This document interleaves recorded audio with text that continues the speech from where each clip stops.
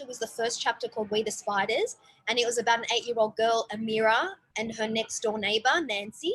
Yeah. And these characters I've had in my mind for quite a while, and so Here Out West was a perfect chance to actually bring them to life. Yeah. And it comes basically from when I arrived in Australia from Lebanon. We had a lot of really wonderful neighbours that looked after us when mum and dad had to go to work. You're listening to Who Is My Neighbour, a podcast by You Belong Australia. Each episode, you'll join with Sorgel and Warren to meet some of Australia's newest neighbours.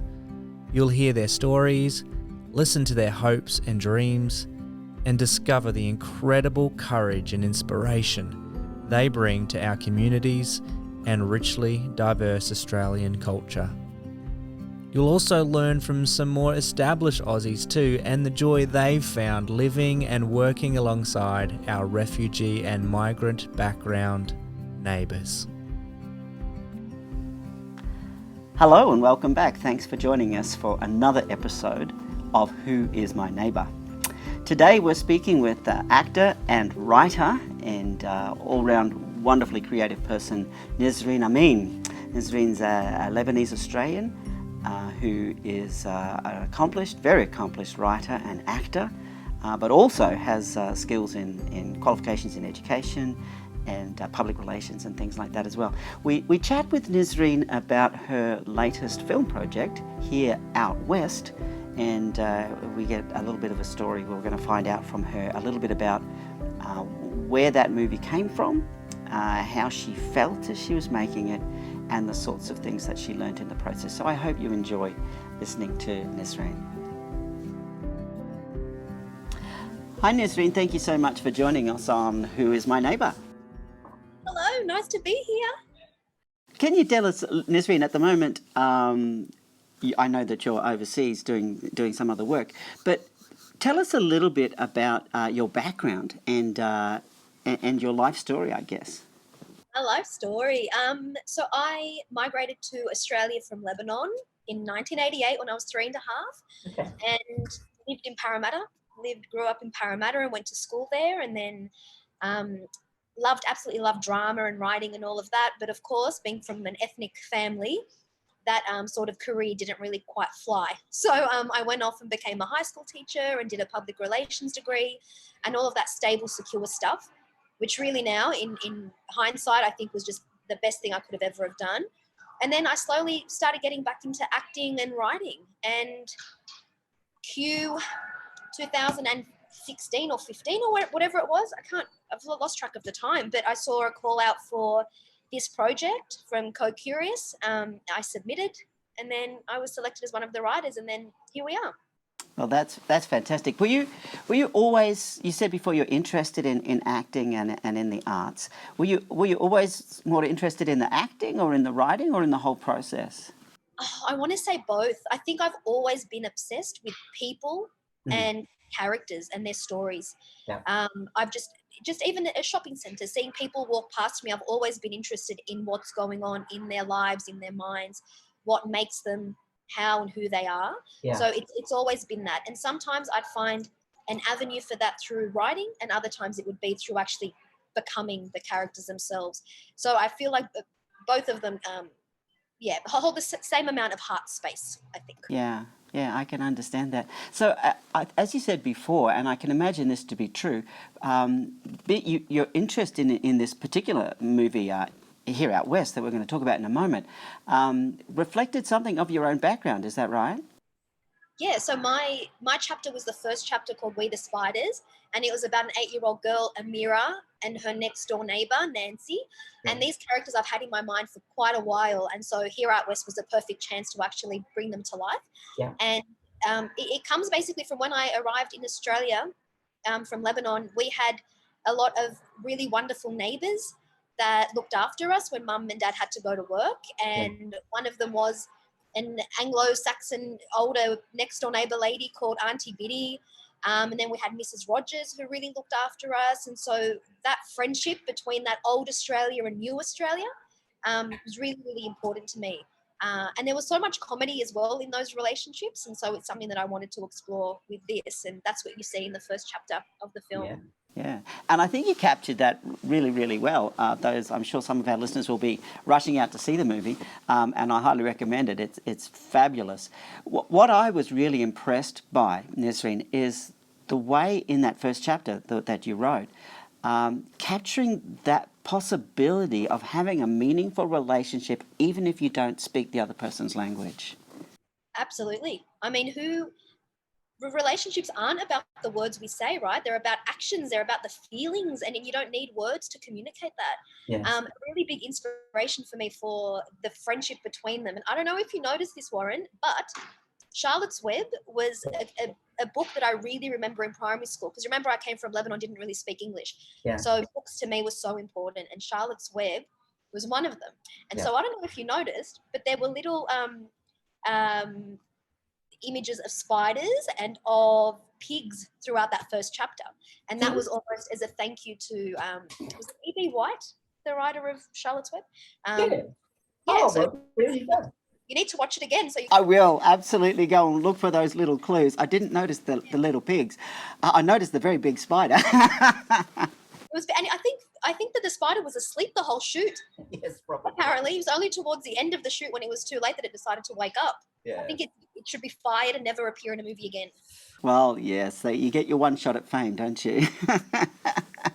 So was the experience of writing this story, which has reflected something of your past experience, what was that like for you personally, emotionally, to be writing that? What was it like? I think, like I said before, because I'd had these characters sitting there on my laptop for so long, to actually put them toward a project where I knew they'd be able to come to life was an honor. But the actual writing of it, we had deadlines to meet, we had drafts and polishes to make, and so it was just about getting down to the nitty gritty of it, making sure they had goals and obstacles and all of that, and fixing the dialogue and redrafting and so on and so forth.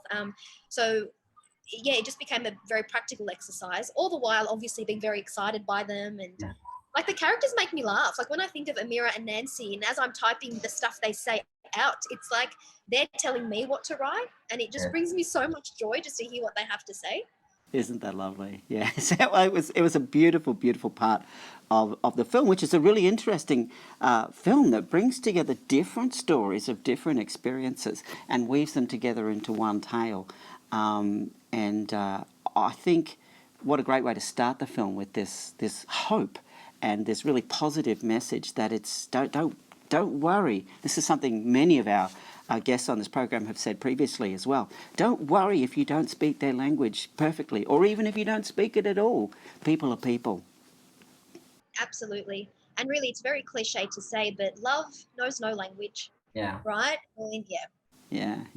And what was it like then for you? Again, I'm just trying to gauge what it was like as a writer to then see it in its final production with the actors and the beautiful shots and things. How did that feel? It's quite a surreal feeling, actually.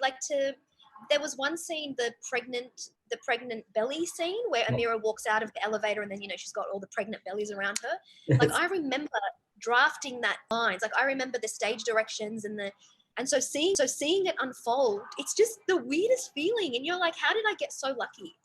Yeah. That my words are something that a director took and a set designer took and a sound person took, and that they're working with it. And it's fun. It's really, really fun. Yeah. And what do you think then, if you could sort of add on a message which to kind of reinforce what you were trying to communicate through that, what would the heart of that message be, do you think? For my particular chapter, you mean? Yes, for your chapter, yeah. Yeah, maybe the thing that friendship knows no bounds. Yeah. That friendship can be found in the oddest of places, and that if we put aside our biases and our prejudices and our preconceived ideas of people and of how they are, that maybe we can learn to be surprised by our neighbours. Yeah, that's lovely. And I think many of us have that experience, and I think one of the things I really like about a movie like this being produced is that it's showing others who've not yet had that experience what is the reality for a lot of people in Australia. A lot of people know people from different language and cultural backgrounds. Exactly. And I think when people leave the cinema, I want them to not only themselves feel seen, but I want them to be able to have seen other people and to go, wow, that's what happens behind their closed doors. Yeah. And it's not much different to what happens behind mine. These people speak different languages, but God, we all go through the exact same stuff. Yeah, exactly.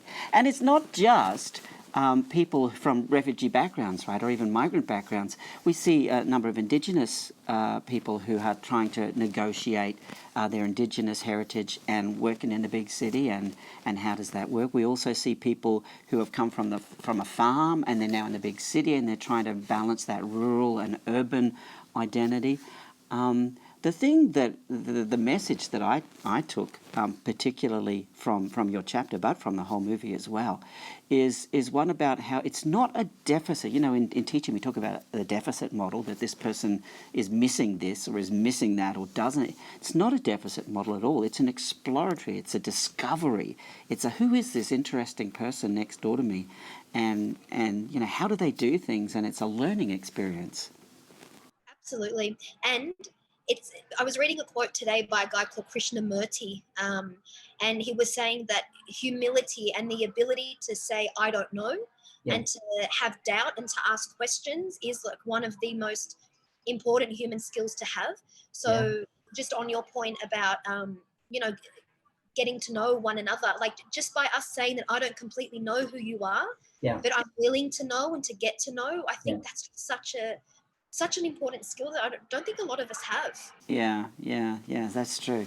The other thing I'm really interested in, Nisrine, is how you've responded to the other chapters, the other stories in this movie, because they're different cultures, they're different experiences and different reactions as well. And how is it for you to be working with those other writers and those other stories? So I think I've made like 7 new best friends because I do not know how the 3 years passed and we didn't get into one argument or one fight. Like, of course, there were writing challenges that we had to wrestle with, but in terms of on a personal note, it was just lovely, lovely. And coming into it, I wasn't really, not that I was never proud of being from Western Sydney, but it was never something that I waved the flag of really, really proudly. But I came in and all 7 of the other writers were so proud to be from where they were from. And it just ignited in me a new sense of pride. And I didn't really know, I thought I knew stuff about Filipino culture or Chilean culture or Bangladeshi culture, but turns out I didn't really know that much.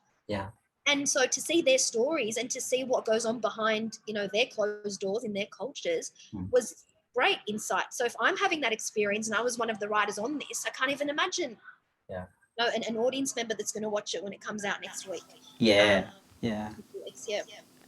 I'm hoping, certainly for me, one of the highlights, there's so many, I don't know where to begin, but one of the highlights was that there wasn't this stereotypical, this is what it's like to be the child of a refugee or a migrant in Australia. Each person had a different context, a different response, and they were working through different things, and it was almost like a celebration of that difference. You know, we talk about diversity, but sometimes we put people in diversity categories into boxes, as opposed to diversity being such a broad range. And here you have different people, different cultures, different struggles and different ways of resolving them. And they're all valid, they're all real. And you know, the movie leaves you with a feeling they're all beautiful people. And I think that's a lovely message, isn't it? I like that. They're all beautiful people. We are all beautiful people, right? Exactly right. So tell us a little bit then, Nisrine, where to from here? You've made this fabulous film, which will be releasing shortly. Yes, where to from here? Who knows, Warren? Who knows? I mean, there are so many more characters in my head on my laptop. I've got a digital, like an online series that I want to potentially develop this year. So there's that. There's more acting that I want to do. I run an acting school in Parramatta with my brother and sister. It's been open for about 3 or 4 years. So just continuing to do that and provide, you know, emerging actors from Western Sydney a chance to act and to write. And then, I'm just open to whatever. I'm just, my heart is so open and just excited. And I don't know what's coming up. And like we were talking about before, to have that sense of the unknown and to really love that and crave that, that's, I feel, where I'm at. And really, I hope I can get home soon, because I'm in LA here, and I've got I'm meant to be coming home on Monday. Yeah. So that's my first goal, is to get back to Australia. Well, best wishes with that. I hope you do get back. I just love Nisrine, that idea you spoke about earlier, about embracing the Western Sydney as your home rather than as a place you want to get out of. Because so often, same up here in Queensland, there's places sort of like, I want to get out of there and get to, the big smoke or the better side of town or something like that.